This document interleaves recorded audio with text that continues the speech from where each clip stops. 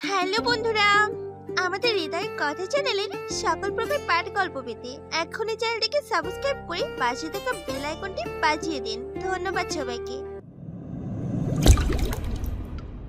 তিস্তার মনে বর্ষণ শুরু হয়ে গেল। প্রিয় মানুষগুলো চলে যাবে ভাবতেই মলিন হয়ে এলো তার মুখমণ্ডল। বাজারগুলো নিয়ে ধীর পায়ে ভেতরের দিকে পা বাড়ালো। অপূর্ব গেল তার পিছু পিছু। সবার অগসরে একটা চিঠি তিস্তার হাতে গুজে দিয়ে বলে, যখন একা থাকবি তখন এটা পড়বি, বাকিটা বাড়িতে এসে জানবি। মহারানী রেগে ঢোল হয়ে আছে, যখন তখন তোর ভাইয়ের গর্দানের আদেশ দিতে পারে। ভাইকে বাঁচাতে চাইলে ওকে একটু সাজিয়ে দে। তিস্তা শুধু আরুকে নয়, তিনজনকেই সাজিয়ে দিল। তবে আশ্চর্যের বিষয়, এবার অপূর্ব নিজেই আগ বাড়িয়ে আরুর রিকশায় ওঠে। শেফালি ও তুরকে আদেশ দেয়, তোরা আগে যা।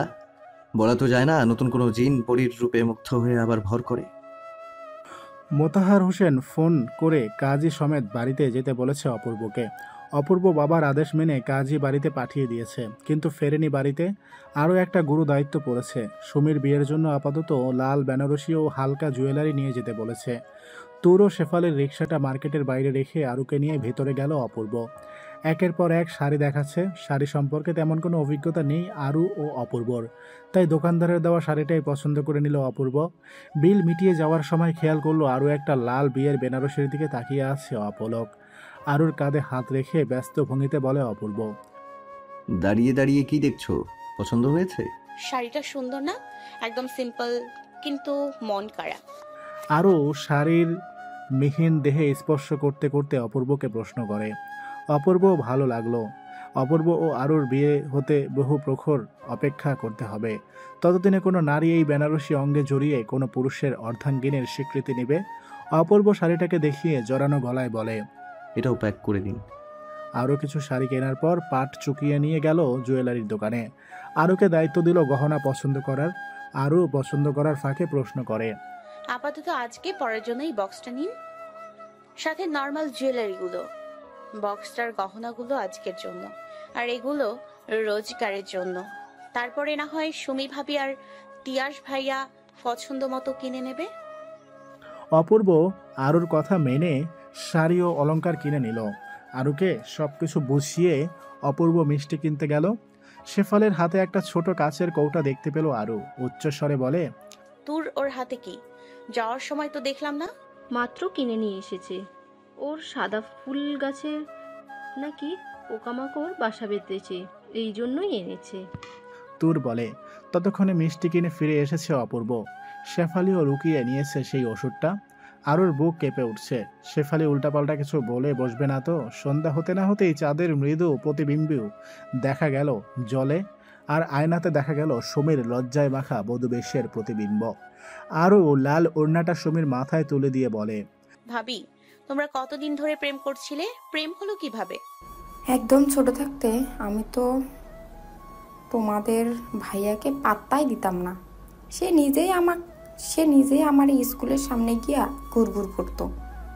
সবাই দেখা দেখি ভাবলাম আমিও না হয় প্রেম করি। এতটা কাবু হয়ে যাবে ভাবিনি। বলেই লজ্জায় আড়ষ্ট হয়ে উঠল সুমি। শেফালি তখন এলো দুধের গ্লাস নিয়ে। সুমির দিকে এগিয়ে দিয়ে বলে, খেয়ে নাও ভাবি। আরুর সন্দেহ লাগলো ব্যাপারটা। যে মেয়েটা সহ্য করতে পারে না সুমিকে, তার থেকে এমন মিষ্টি ব্যবহার প্রত্যাশার বাইরে। সুমি খাওয়ার জন্য হেসে গ্লাস তুলতেই আরও বাধা দেয়। গ্লাসটা ফিরিয়ে দিয়ে বলে, এখন খেলে বাসর ঘরে স্বাদ পাবে না, পরে খেও। চলো ভাবি, কাজী ডাকছে। তুর ধরে ধরে সুমিকে নিয়ে গেল ড্রয়িং রুমে। তবে আরুকে যেতে দিল না। বাহু ধরে টেনে ঘরের দ্বার বন্ধ করে দিল। হুঙ্কার দিয়ে বলে, তুই কেন সুমিকে দুধ খেতে দিলি না আরু? তুই কি আমার ভালো চাস না? তার মানে আমার ধারণা সত্যি, তুই ওটা দুধে মিশিয়েছিলিস। হ্যাঁ মিশিয়েছি। ওকে মেরে ফেলতে চাই আমি। আমার সামনে ও নেচে নেচে বিয়ে করে নেবে, আর সেটা আমি দাঁড়িয়ে দাঁড়িয়ে দেখবো? এতটা মহান আমি নই। দেখ শেফু, সুমি ভাবি ও তিয়াস ভাই দুজন দুজনকে ভালোবাসে, ওদের সুখী হতে দে। আরুর কথার প্রেক্ষিতে শেফালি বাক্য তোলে না। শেফালি গ্লাসটা নিয়ে পান করার প্রয়াস করল। চকিতে গ্লাসটা নিজের আয়ত্তে নিয়ে সরে গেল আরু। শেফালি ক্রমশ আরুর দিকে এগিয়ে আসার পাশাপাশি গ্লাস ফেরত যাচ্ছে। চট করে দরজার ছিটকিনি খুলে আরু বেরিয়ে গেল দুধের গ্লাস সমেত। ভীত শেফালি সেদিক যাওয়ার স্পর্ধা দেখায় না। পারুল বাড়ির কাজ শেষ করে অয়নকে নিয়ে এসেছেন। পারুল উঠানে জাহানারা অনিতার সাথে কথা বলছেন। ছেলেদের বিয়ে মায়ের দেখতে হয় না বিধায় চাচিরা উঠানে বসে আছে। অয়ন ছুটে ভিতরে এসে লক্ষ্য করে আরুর হাতে দুধের গ্লাস। অয়ন আরুর থেকে গ্লাসটা নিতে নিতে বলে, বুবু, তুই একা এই গ্লাস ভর্তি দুধ খাবি? আমাকে একটু দে না। না, একদম না। হতভম্ব হয়ে আরও দ্রুত হাতটা উপরে তোলে। পায়ের আঙুলে ভর দিয়ে উচ্চতা বৃদ্ধি করে আরুর হাত থেকে নেওয়ার প্রয়াস করে। অনবরত বারণ করে চলেছে আরু, তবুও নিজের সিদ্ধান্তে অনড় থাকে অয়ন। আরু অধৈর্য হয়ে দেয় ধমক, এক চড়ে সবগুলো দাঁত ফেলে দেবে। অয়নের বাচ্চা, বলেছি না এটা দেয়া যাবে না, সামনে থেকে সর। অয়ন ছুটে গেল পারুলের কাছে। ক্রন্দনরত অবস্থায় বলে, মা, বুবু আমাকে দুধ খেতে দিচ্ছে না। এক গ্লাস দুধ, আমি বলেছি একটু দিবে না, আরো আমাকে মারতে চায় বাবু। আরু, ওকে দুধের গ্লাস দে। আমার বাপের বাড়িতে দুধ কম পড়েনি যে তোর ভাগ্যে জুটবে না। ওকে গ্লাসটা দিয়ে তুই আরেক গ্লাস নিয়ে আয়। বলতে বলতে গ্লাস নিতে অনেকটা এগিয়ে এলো পারুল। আরুর হাত থরবরিয়ে কাঁপছে। শেফালের ব্যাপারটা বলা শোভা পায় না। অন্যদিকে গ্লাস দিলে অয়ন খেয়ে ফেলবে। পারুল গ্লাস ধরার পূর্ব মুহূর্তে আরও হাত ছেড়ে দিল। অবিলম্বে তা চূর্ণ বিচূর্ণ হয়ে যায়। কাচের টুকরোগুলো ছড়িয়ে ছিটিয়ে পড়ে থাকে। ক্ষোভের গোঙানি তুলে আরুর দিকে তাকায় পারুল। 3 সেকেন্ড পর তার হাতটা আপনা আপনি গিয়ে ঠেকে আরুর গালে। আরও বুঝতে পারেনি এমন একটা পরিস্থিতি সৃষ্টি হবে। আরও একটা চর মারার জন্য হাত নাড়াতেই এগিয়ে এলেন অনিতা। আরুকে যথাসম্ভব আড়াল করে বলে, মেয়েটাকে মারছো কেন পারুল? তোমার জোড়াজুড়িতেও গ্লাসটা হাত ফসকে পড়ে গেছে। ভালোভাবে বললে তো ওরা নিশ্চয়ই দিয়ে দিত।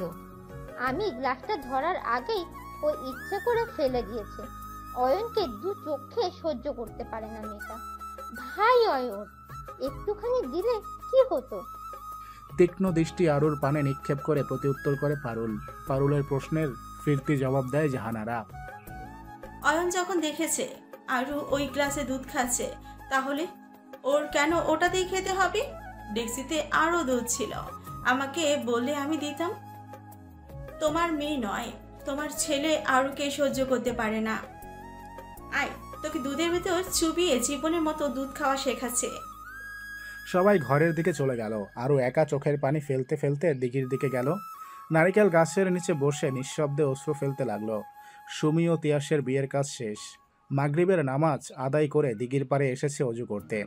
অজু করে উঠে উপরের দিকে 2 পা ফেলতেই নারিকেল গাছের দিকে তার চোখ পড়ল। আচ্ছা, অন্ধকারে মানুষের মতো ঠাউর করতে পারে অপূর্ব। তাই গলা ছেড়ে ডাকে, কে ওখানে? আরও একটু নড়ে চড়ে ওঠে অপূর্বর ডাকে। ভাঙা গলায় সাড়া দিতে চেয়ে অনুভব করে তার গলায় কোনো স্বর নেই। অপূর্ব ততক্ষণে টর্চ নিয়ে এগিয়ে গেছে। আরুর মুখের দিকে তাকাতেই খণ্ডিত হলো নিজের বুক। উদ্বিগ্ন হয়ে বলে, এখানে বসে কাঁদছিস কেন মেয়ে? কেউ কিছু বলেছে? আরুর প্রত্যুত্তরহীন মুখ আওয়াজ দেয় সম্মতির। তুই নাকি অয়নকে দুধ খেতে দিবি না বলে দুধের গ্লাস ভেঙে ফেলেছিস? বলতে বলতেই হাঁটু গেড়ে আরুর পাশে বসে অপূর্ব। একতরফা অপূর্বর প্রতি তীব্র অভিমানের ভেলা ঘিরে ধরল চারপাশ থেকে। আরু মুখ ফিরিয়ে নিল পূর্ব দিকে। সেদিকে শিয়াল ডেকে চলেছে। ততক্ষণে গা ঘেঁষে অপূর্ব বসে নিজের মাথা আরুর কাঁধে ঠেকিয়ে দিয়েছে। চাপা অভিমান নিয়ে অস্ফুট স্বরে বলে, অপূর্ব ভাই, আপনিও আমাকে বুঝলেন না। আপনিও ভেবে নিলেন আমি অয়নের জন্য গ্লাস ভেঙেছি। নীরবতা সম্মতির লক্ষণ। তুই যদি মুখ ফুটে সত্যটা না বলিস, আমি সত্যিটা জানতে পারবো না। আবার অন্যের কথার পরিপ্রেক্ষিতে তোকে অবিশ্বাসও করতে পারবো না। আরু পাখি, বল কি হয়েছে? দিঘিতে মাছে বোট করে তার সাথে আরুও নিজের বাক্য তোলে। শেফালি কীটনাশক জাতীয় কিছু একটা দুধে মিশিয়ে সুমি ভাবিকে খাওয়াতে চেয়েছিল। আমি বাধা দিয়েছি বলে নিজে খেতে চাইলো। সেই মুহূর্তে আমি দুধের গ্লাস নিয়ে বাইরে আসতেই অয়ন উঠে পড়ে লাগে দুধ খাবে। বোন হয়ে ভাইয়ের মুখে জেনে শুনে কিভাবে বিষ তুলে দেই। জোর করাতে ইচ্ছে করেই আমি গ্লাসটা ভেঙে ফেলেছি। আরুর এমন প্রতিউত্তরে অপূর্বর খোয়া গেছে বলি। চোখ জোড়া রসগোল্লার মতো হয়েছে। ঠোঁটের পল্লব জোড়া বিচ্ছিন্ন হয়েছে ঈষৎ। রাগে কাঁপছে অঙ্গ। স্ত্রপস্ত হয়ে অপূর্ব বাড়ির দিকে এগিয়ে গেল। এর ফলাফল অনুমান করে পথ আটকে দাঁড়ালো আরু। বিহব্বল হয়ে বলে, বাড়ির দিকে আপনি যাবেন না। রোষের গোঙানি তুলে আরুকে সরাতে সরাতে বলে, আমার সামনে থেকে সরে যা আরু। এই কাজটা করার আগে ওর কলিজা একবারও কাঁপেনি কেন? আমি ওকে সেটা জিজ্ঞেস করব। সামনে থেকে সর। আজকে তিয়াস ভাই, সুমি ভাবি সবাই অনেক খুশি। এমন সময় যদি শেফালির কথা জানাজানি হয়, সবাই অনেক কষ্ট পাবে। দয়া করে আপনি আজকে কিছু বলবেন না। মা ছাড়ো, মামা শুনলে কষ্ট পাবে। অপূর্ব হাত ধরে আশা নিয়ে বলে আরুকে আশাহত না করে দৃঢ় করে ধরে হাতটা। অসময়ে ঝুমঝুম বৃষ্টি শুরু হয়। অতঃপর বৃষ্টি হতে ক্রাণ পেতে আশ্রয় নেয় নারিকেল গাছের নিচে। জড়সড় হয়ে বসে পাঞ্জাবির পকেট থেকে ছোট একটা পলিথিন বের করে অপূর্ব প্রেমের বান ভেঙে বলে, শুনেছি বিয়ের মিষ্টি খেলে মেয়েদের তাড়াতাড়ি বিয়ে হয়। এই মিষ্টিটা তুই খেয়ে ফেল, দেখি কবে আমাদের বিয়ে হয়। বলে অপূর্ব মিষ্টিটা মুখে নিয়ে এগিয়ে ধরল আরুর দিকে। আরও ভেঙে নেওয়ার জন্য হাত বাড়াতেই অপূর্ব থামল হাতের গতি। আরও বুঝে গেল তার করণীয় কাজ কি। দূরত্ব ঘুজিয়ে অপূর্ব থেকে আংশিক মুখে নিয়ে নতজানো হলো লজ্জায়। প্রিয় মানুষের দেওয়া লজ্জায় প্রিয় মানুষের বুকে মুখ গুজে দিল। আরও দু হাতে ফুলের মালা গাচ্ছে। বর্ষর ঘরে সুন্দর করে সাজিয়ে বিছানার ওপর সুমিকে রাখলো। তাজা দুধ গরম করে নিজের হাতে এনে টেবিলের উপর রেখেছে আরু। ততক্ষণে দরজার কাছে এসে দাঁড়িয়েছে তিয়াস। ঘরে পা রাখার আগে অবরোধ জারি করে আরু, বলে, ঘর সাজাতে আমাদের অনেক খাটতে হয়েছে। 1000 টাকা দিলে বউ আর ঘর দুটোই আপনার। না হলে আমরা আজ বাসর করব ভাবির সাথে। কি 1000? তোরা কি ডাকাত? এত টাকা চাইছিস কেন? কম নে বোন। তিয়াসের করুণ অনুরোধ। পেছন থেকে অপূর্ব হেলান দিয়ে বলে, 1100। মাত্র বলল 1000। যত কথা বলবি তত বাড়বে, তাড়াতাড়ি দে, না হলে আরো বাড়বে। 1200। অপূর্ব থামার আগেই তিয়াস ঘরের ভেতরে ঢুকলো। টেবিল ক্লথের নিচ থেকে 1200 টাকা বের করে আরুর দিকে এগিয়ে দিল। তোরটা ছিনিয়ে নিল। অপূর্ব আশেপাশে চেয়ে দেখে শেফালি নেই উপস্থিত। তোর টাকা গুনতে গুনতে বলে, ভাইয়া, আপনি নতুন বউ পেয়েছেন, আমরাও ভাবি পেয়েছি। আমাদেরও তো একটা হক আছে ভাবির সাথে বাসর করার। তবে রে, বলে এগোতেই তোর ছুটে গেল বাইরে। অপূর্বর সাথে বেরিয়ে যেতে যেতে আরো বলে, টেবিলের উপর গ্লাস আছে, বড় মামি দিয়েছে। তিয়াস ছিটকিনি তুলে ধীর পায়ে এগিয়ে সুমির পাশে বসে। ঘোমটার কারণে মুখের কোনো অংশ দেখা যাচ্ছে না। তিয়াস ঘোমটা তুলে সুমিকে দেখে নিজের তৃষ্ণা মেটায়। দুহাত মেলে দিয়ে দেয় বুকে, আশার ইঙ্গিত। শরীরের মাত্রা বেড়ে যাচ্ছে হুড়হুড় করে। সুমিকে এক হাতে জড়িয়ে জানালা খুলে দিল তিয়াস। বাইরে থেকে আসা বৃষ্টির ঝাপটায় উপশম হলো সেই রোগ। সুমির অষ্টদয় ঢাকা পড়ল প্রেমিকের ওষ্টের ভাঁজে। আকাশের ফালি চারটা বহু আগে লজ্জায় লুকিয়ে গেছে মেঘের আড়ালে। অপূর্বর বিছানা ঝেড়ে বালিশ ঠিক করে দিল আরু। অপূর্ব হাত দুটো বুকে গুজে হেলান দিয়েছে দেয়ালে। আরুর কাজ শেষ করে পা গতিশীল করার পূর্বে টেনে ধরল অপূর্ব। আলমারিতে গুছিয়ে রাখা বিয়ের বেনারসিটা হাতে তুলে দেয়। দিলেও আরও একটি প্যাকেট, যা ভর্তি চুড়ি দিয়ে। আরও চমকে উঠে বাক্য সাজায়, এগুলো আপনি আমাকে দিচ্ছেন কেন? সেম ডিজাইনের চুড়ি খুঁজে পাইনি, তাই এগুলো সব নিয়ে এসেছি। তোর বেনারসিটা আমার আরু পাখি পছন্দ করেছে, তাই আগাম নিয়ে এলাম। বিয়ের সময় এমন সাদামাটা বেনারসি পরলে চেয়ারম্যান বাড়ির মান থাকবে? রাতে এটা পরবি, আমি মুগ্ধ হয়ে দেখবো কেবল। এটা আপনার কাছে রেখে দিন, মা শাড়ি দেখে প্রশ্ন করে আমার পাগল করে ফেলবে। আরুর কথায় সায় দিয়ে অপূর্ব শাড়িখানা তুলে রাখে আলমারিতে। তবে এখন মুঠো চুরি আরুর হাতে পরিয়ে দিতে ভুলে না। আরু চুরির জোড়া ছুঁয়ে বলে, শুভরাত্রি। অতঃপর আরু তুরদের ঘরে গেল।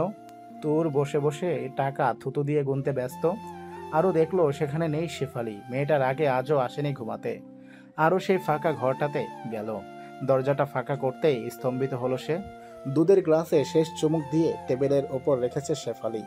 ছিটকিনির শব্দে শেফালি জানে আরও এসেছে। একটা ব্যঙ্গাত্মক হাসি দিয়ে বলে, আরু, তুই এবার আমাকে বাঁচাতে পারলি না। আমি ঠিক দুধ খেয়ে ফেললাম। জানিস আরু, আমার ভেতরটা পুরো ছাই হয়ে যায় ওদের একসাথে দেখলে। তিয়াস ভাইয়ের পাশে আমার থাকার কথা ছিল, কিন্তু আজ ওই সুমি। আমি তিয়াস ভাইকে আপন করতে না পারি, মৃত্যুকে ঠিক আপন করতে পারবো। শেফালি গলা চেপে ধরে ছটফট করছে মাটিতে। ওর শরীরে মাটি লাগছে। আর ওর শরীর কম্পনের জন্য অস্বাভাবিক হয়ে উঠছে। আরও ছুটে গেল তুরের কাছে, কিন্তু তুর ওকে পাত্তা দিল না। ছোট মামার ঘরের দরজায় ধাক্কা দিতেই মনি বেরিয়ে এলো ঘর থেকে। হাই তুলে বলে, কি হয়েছে আরুমা? হ্যাঁ, তো রাতে দরজা ধাক্কা দিলি কেন? শেফালি ওই ঘরে একা শুয়েছে। ও কেমন করছে? ও গতকাল ওই ঘরেই ঘুমিয়েছে। দুদিন থাকতে দে, নিজেই তোদের ঘরে চলে যাবে। আরুকে আর কিছু বলার সুযোগ না দিয়ে ঘরের ভেতরে ঢুকে খিল দিল মনি। আরু অসহায় হয়ে পড়ে। শেফালির চিন্তায়। শেষ ভরসা হিসাবে ছুটে যায় অপূর্বর কাছে। দুহাতে একের পর এক ধাক্কা দেয় দরজায়। ঘুম ভেঙে যায় অপূর্বর। বিরক্ত হয়ে দরজা খুললে অপূর্বকে কথা বলার কোনো সুযোগ দিল না আরু। নিচ থেকে সাহস নিয়ে বলে, অপূর্ব ভাই, আমাদের শেফালি বিষ খেয়েছে, মাটিতে পড়ে কেমন কাতরাচ্ছে, কেউ আমার কথা শুনছে না। আরুর ব্যাকুল কণ্ঠে অপূর্বর ঘুম ঘুম ভাবটা অনায়াসেই দূর হয়ে গেল। 3 সেকেন্ড তাকিয়ে থেকে ছুটে গেল শেফালির ঘরে। শেফালির কাতরানোর দৃশ্যটা সহ্য করতে পারে না অপূর্ব। পালস রেট চেক করতে করতে আদেশ দেয়, রান্নাঘরে ডিম দেখেছি, তাড়াতাড়ি সেখান থেকে ডিম নিয়ে আয়। পরক্ষণই উল্কার বেগে রান্নাঘরের দিকে ধাবিত হলো আরু। খাঁচি আর বাটি দুটোই তুলে নিয়ে এলো। তারপরে বাটিতে ভেঙে খাওয়ানোর সময় লক্ষ্য করলো চামচ নেই। অপূর্ব রাগান্বিত কণ্ঠে বলে, চামচটা কি আমি গিয়ে নিয়ে আসবো? আরও ছুটে চামচ নিয়ে ফেরত এলো। এই সাধারণ দূরত্ব এত জলদি আসা যাওয়া করলো যে ওর পা যাতনায় টনটন করে ওঠে। অপূর্ব শেফালির মুখে কাঁচা ডিম তুলে দেয়। কাঁচা ডিমের গন্ধে শেফালির পেট মোচড় দিল, বমি এলো, ভাসিয়ে দিল ঘর। অপূর্ব অনেকটা নিশ্চিত হলো। অতঃপর বাজখাই গলায় বলে, কে কোথায় আছো? তাড়াতাড়ি এখানে এসো, আমাদের শহরে যেতে হবে। শেফালি বিষ খেয়েছে। আজকের পর্বটি যদি আপনাদের ভালো লাগে তাহলে অবশ্যই একটি লাইক দিয়ে দিবেন এবং কমেন্ট করে আপনার মূল্যবান মতামত জানিয়ে দিতে পারেন আমাদেরকে। আর যদি এই গল্পের পরবর্তী পার্টগুলো মিস করতে না চান তাহলে এক্ষুনি আমাদের চ্যানেলটিকে সাবস্ক্রাইব করে পাশের বেল আইকনটি বাজিয়ে দিন। ধন্যবাদ সবাইকে।